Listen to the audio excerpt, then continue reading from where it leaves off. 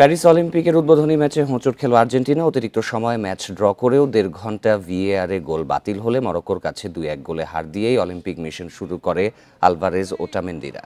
Group বির শুরুতে বড় ম্যাচ। আর্জেন্টিনা প্রথমার্ধে ছিল নড়বড়ে। মরক্কো সাফল্য পায় প্রথমার্ধের শেষ দিকে, স্কোর করেন রাহিমি। দ্বিতীয় গোলও রক্ষণের ভুলে হজম করেছে আর্জেন্টিনা। বিরতির পর ডি বক্সে ফাউল করায় পেনাল্টি পেয়ে সফল মরক্কো। স্পট কিকে জোড়া পূর্ণ করেন রাহিমি। ম্যাচে ফিরতে মরি আর্জেন্টিনা। সিমিওনির গোলে ৬৮ মিনিটে ১ গোল শোধ দেয় আলবিসেলেস্তে। জোকার অতিরিক্ত সময়ে মেদিনার গোলের সমতায় ফিরলে শুরু হয় নাটকীয়তা। মরক্কোর ভক্ত মাঠে নামার পর প্রায় ১.৫ ঘন্টা বন্ধ থাকে খেলা। এর মধ্যে ভিএআরে আর্জেন্টিনার দ্বিতীয় গোল বাতিল। আরও ৩ মিনিট খেলা চালানোর সিদ্ধান্ত নেন রেফরি। সেই সময় আর ম্যাচে ফিরতে পারেনি আর্জেন্টিনা।